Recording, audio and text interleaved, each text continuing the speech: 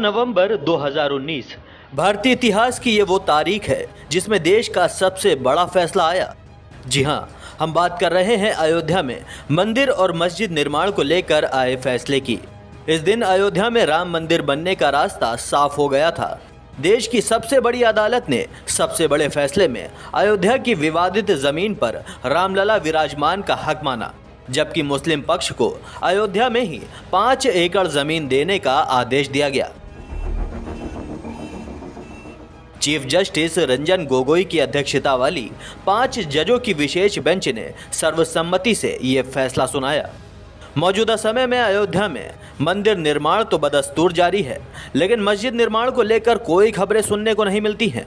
अब ऐसा क्यों है, चलिए ये हम आपको बताते हैं।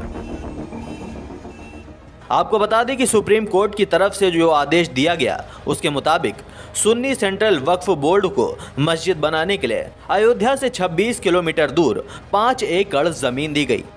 मस्जिद निर्माण के लिए उत्तर प्रदेश समेत देश भर से चंदा आया। जब ट्रस्ट ने ये रकम गिनी तो हिंदू मुस्लिम सौहार्द की एक नई तस्वीर सामने आई।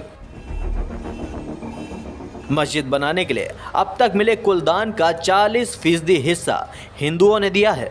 जी हां, मंदिर ट्रस्ट के सचिव अतहर हुसैन की माने तो अब तक उनके पास 40 लाख रुपए का डोनेशन आ चुका है।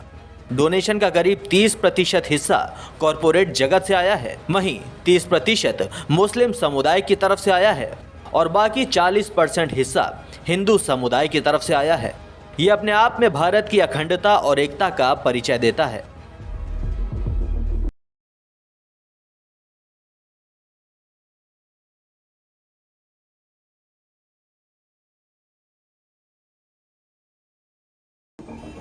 बहरहाल बहुत ज़्यादा नहीं तो इतना अमाउंट तो इकट्ठा हो ही चुका है कि अब तक ज़मीन पर मस्जिद निर्माण को लेकर कुछ नहीं तो नींव तो डल ही जानी चाहिए थी। लेकिन फैसले के 3 साल बाद भी मस्जिद निर्माण का काम कहाँ अटका हुआ है, ये सवाल पनपना तो बनता ही है।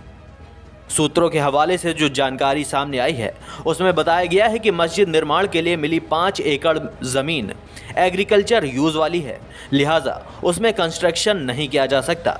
लेकिन लैंड यूज़ को बदलने और उस पर 7 मंजिला बिल्डिंग बनाने के लिए अयोध्या डेवलपमेंट अथॉरिटी को आवेदन दे दिया गया है। लिहाजा जब अयोध्या अथॉरिटी की तरफ से ज़मीन को लेकर एनओसी दे दी जाएगी, उसके बाद ही मस्जिद निर्माण का रास्ता साफ हो सकेगा। ब्यूरो रिपोर्ट, दी भारत टीवी।